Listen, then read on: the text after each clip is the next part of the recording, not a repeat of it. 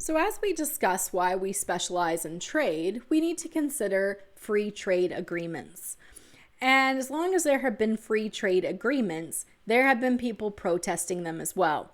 So we want to look at the arguments of why we should specialize in trade and why others think that perhaps we should have a more protectionist or isolationist policy where we make everything ourselves and are less dependent on others. So we need to understand some free trade agreements. The World Trade Organization exists to encourage more trade.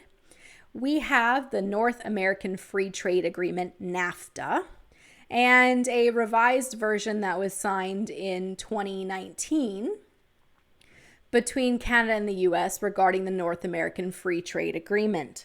And throughout the process of renegotiating NAFTA between Trudeau and Trump, you had Trump arguing that we should just get rid of NAFTA.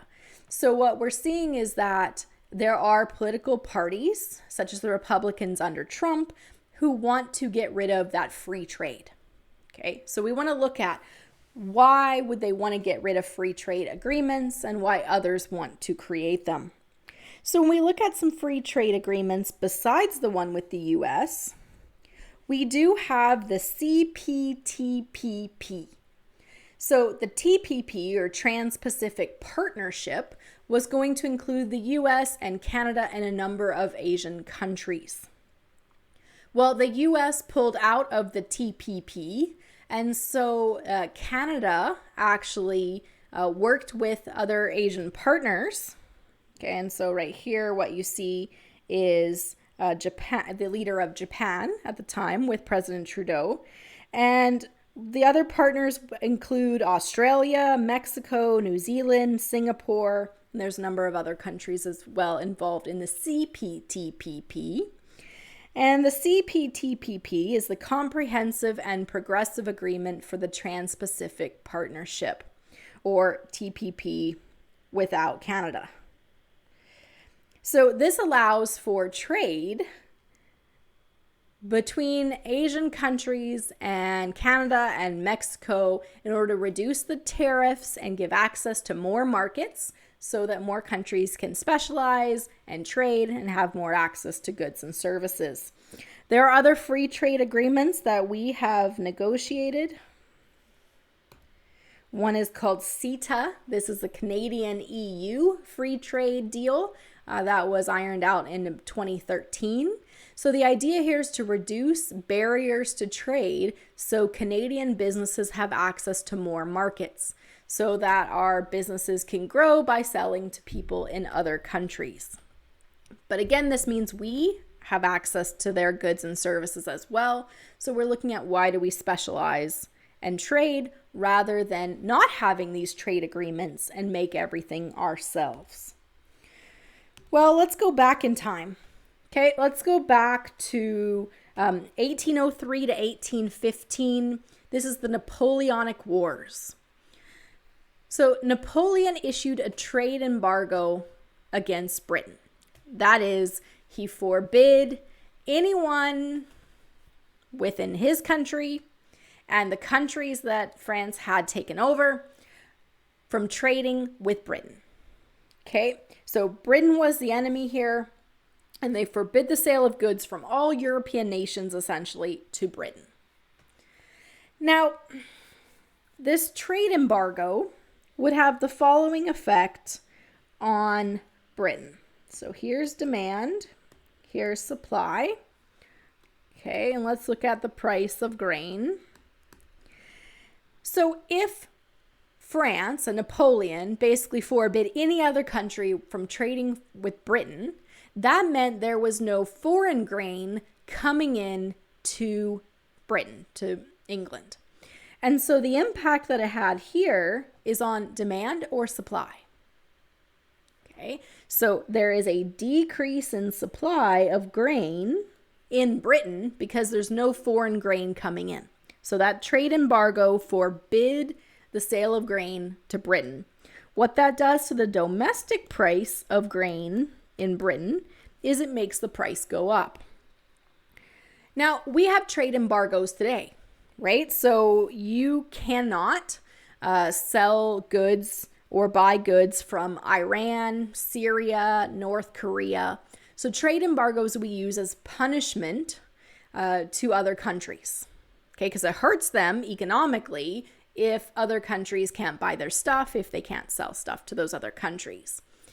Okay, so here during the Napoleonic Wars, 1805 to 1815, no one's allowed to sell grain to Britain. This causes the price of grain in Britain to skyrocket. In fact, grain was so expensive that a loaf of bread costs more than workers had, more than the workers were paid. And when we look at the price of grain, half of the salary of a typical worker went to bread and bread products. It was so expensive. Okay, so now the Napoleonic Wars come to an end. So there's this debate in the British Parliament about what to do with free trade. So this free trade issue we've been talking about in the previous videos has been going on for a long time. So the challenge here is that there's a debate between the bourgeoisie and the landowners. Okay, so bourgeoisie are the factory owners, and then we have the landowners, those who own and operate the farms. Now, if you're a farmer, are you happy or sad about this high price of grain? Well, you like the high price of grain because you're selling for that higher price. And so the landowners were quite concerned that when the Napoleonic Wars ended and the trade embargo ended, that suddenly the supply would increase again and the price of grain would fall. So they went to the British Parliament and said, we have to do something about this. Okay, we need to keep the price of grain up. Okay. Now, at the same time, the English bourgeoisie, the factory owner, they wanted the price of grain to do what? Well, they wanted the price of grain to fall. And the reason they want the price of grain to fall is because they have to pay the factory workers. And a dead worker is not a very good worker. So the bourgeoisie, the factory owner, has to pay the factory worker enough money to afford grain, right, in order to live. And if the price of grain goes up, then the English bourgeoisie have to pay a cost of living adjustment.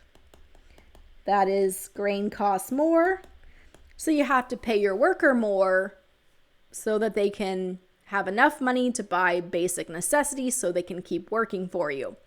So a cost of living adjustment, right, is this increase in pay because of inflation, because of higher prices of necessities. So there's debate in Parliament. Do we let the price of grain drop when the trade embargo ends to benefit the bourgeoisie, the factory owner, or do we keep the prices high to benefit the landowner? Well, who do you think won the debate? Well, who won the debate was the landowners.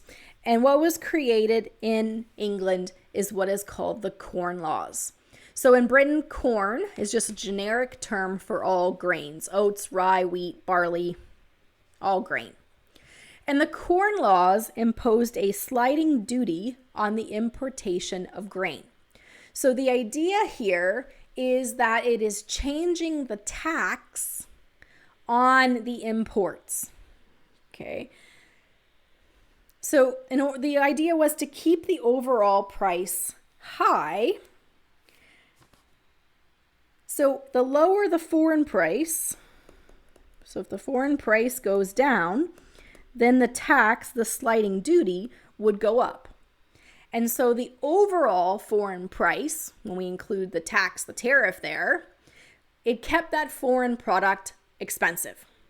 And the idea here is if the foreign goods are more expensive, then given the choice of the domestic product, which is expensive, or the foreign product, which is even more expensive, which one will you buy? And so it keeps the foreign goods out of the market. And as we saw before, demand, supply. If we decrease the supply, it'll keep the price up. Protect the landowner. So they implemented the Corn Laws. And the Corn Laws led to a great debate among economists in England as to the benefits of trade. Should we have free trade? So should we not have these extra taxes on those foreign goods? Are we better off if we have those foreign goods? Or should we be making everything ourselves? And so we're going to be talking about a couple key economists and their theories about the Corn Laws and what we should do in terms of the foreign goods and about specialization and trade. And then in a later video, we're going to tie this back to businesses and how they decide what to produce.